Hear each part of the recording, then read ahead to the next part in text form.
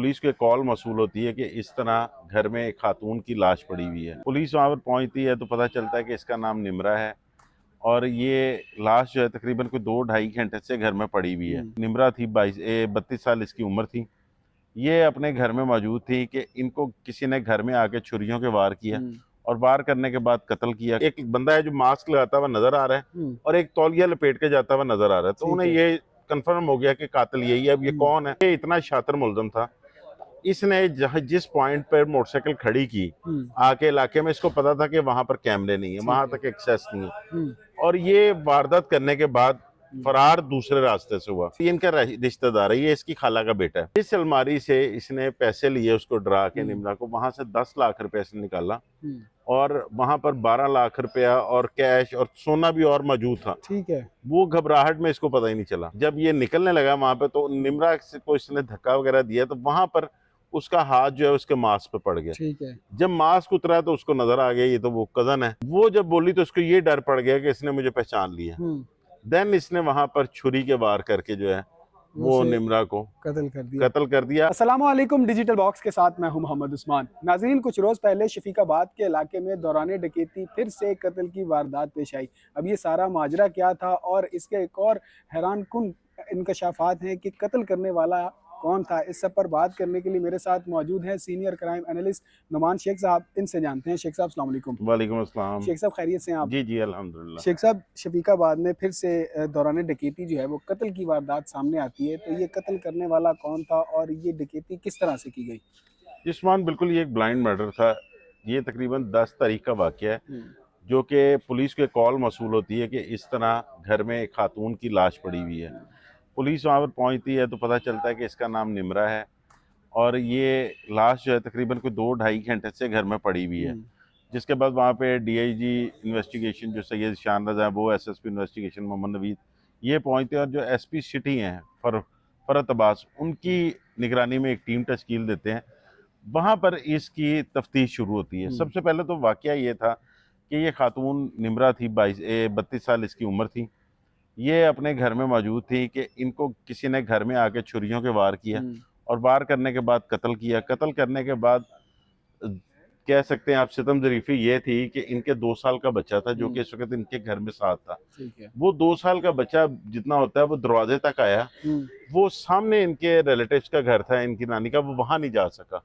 वो तकरीबन 1 घंटे तक वहीं पर जो है वो रोता रहा, 45 मिनट डर। कोई निकलने लगे, 2 साल का बच्चा, वो सामने से किसी को आता देखता था वापस चला जाता था। तो इनके जो बाकी बच्चे थे 2, वो ट्यूशन पढ़ के जब आए तो उन्होंने देखा कि वालदा जो है वो इस हालत में पड़ी हुई है, खून में लथपथ। तो उन्होंने जाके सामने बताया, देन उन्होंने पुलिस को कॉल की। ठीक है।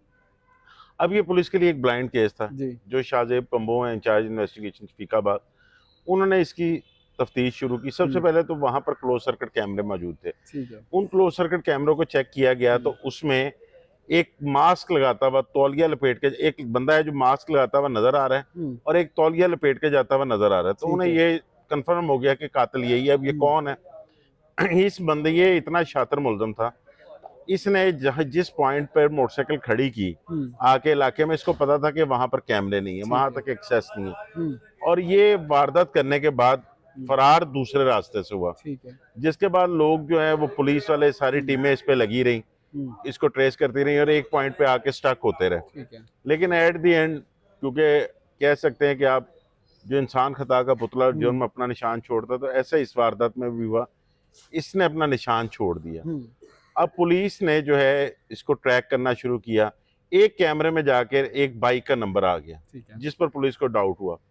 पुलिस ने उस बाइक को ट्रेस किया। ट्रेस करने पे पता चला कि ये बाइक जिसकी है वो भी शेख है, जिनका मर्डर हुआ था वो भी शेख फैमिली थी और ये इनके रिलेटिव हैं। जब पुलिस ने आगे ट्रैक किया तो पता चला कि ये अली रजा शेख जो है, इसके नाम पे बाइक है। ये एक इन ड्राइव का जो है वो चलाता है, राइडर है और 4 बच्चे हैं इसके और ये इनका रिश्तेदार है, ये इसकी खाला का बेटा है। ठीक है। और ये जब मर्डर हुआ तो उसके बाद जनाजे में भी शामिल था, उनके घर भी आता रहा।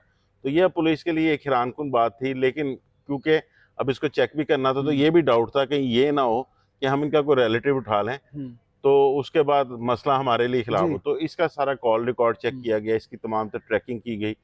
फिर ये अपनी वाइफ के साथ जब आ जा रहा था तब इसके नंबर को बाकायदा वॉच करके इसका सारा डाटा लिया गया।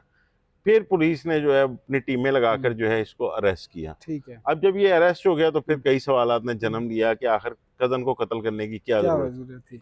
तो उस वक्त ये पता चला है कि इसको ये पता था कि हमारे खानदान में ये वेल ऑफ फैमिली है, इनके पास पैसे होते हैं और घर में कोई मर्द भी नहीं होता। ठीक है। जो इसका हस्बैंड था निम्रा का, वो अपनी वालदा को लेके हॉस्पिटल गया हुआ था, वो रूटीन में जाता था, उसका भी आइडिया था। ठीक है। ये जब घर में एंटर हुआ तो निम्रा जो है वो ऊपर वाले पोर्शन में थी। इसका ये था कि मैं डराऊंगा धमकाऊंगा, मास्क लगाया हुआ, किसी को क्या पता, तो मैं पैसे लेके चला जाऊंगा।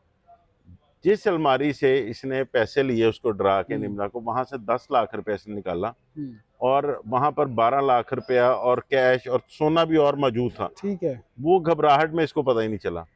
अब निम्रा से जब ये निकलने लगा वहां पे, तो निम्रा को इसने धक्का वगैरह दिया तो वहां पर उसका हाथ जो है उसके मास्क पे पड़ गया। ठीक है। जब मास्क उतरा तो उसको नजर आ गया ये तो वो कजन है। बिल्कुल। तो वो जब बोली तो उसको ये डर पड़ गया कि इसने मुझे पहचान लिया। देन इसने वहां पर छुरी के वार करके जो है वो निम्रा को कत्ल कर दिया। अब ये जख्मी करके निकला था, लेकिन वहां पर जो है वो क्योंकि 45-40 मिनट जो है वहां पर कोई नहीं आ सका, तो ब्लीडिंग की वजह से उसकी डेथ हो गई। अच्छा शेख साहब, मुझे ये बताएं कि अब पिछले दिनों से देखा जा रहा है कि जब जैसे जैसे सीसीडी ने अपना हाथ थोड़ा हल्का किया है तो डकैतियों जो डकैत है वो फिर से सर उठाने लगे हैं। तो ये मामला जो है वो फिर से क्या बढ़ता हुआ नजर आ रहा है डकैतियों का? देखिए उस्मान, गुज़िश्ता दिनों में ऐसे हुआ था, बिल्कुल कुछ वारदातें जो हैं वो बढ़ रही थी, लेकिन उसके बाद जब लिटन रोड वाली वारदात हुई और फिर एनकाउंटर हुआ और 3 जो वो डाकू थे उसके मुबैना तौर पर वो भी पुलिस मुकाबले में हलाक हो गए। फिर उसके अलावा CIA मॉल्टन CCD मॉल्टन के साथ एनकाउंटर में 2 बंदे हलाक हुए, एक चूंग के साथ हुआ।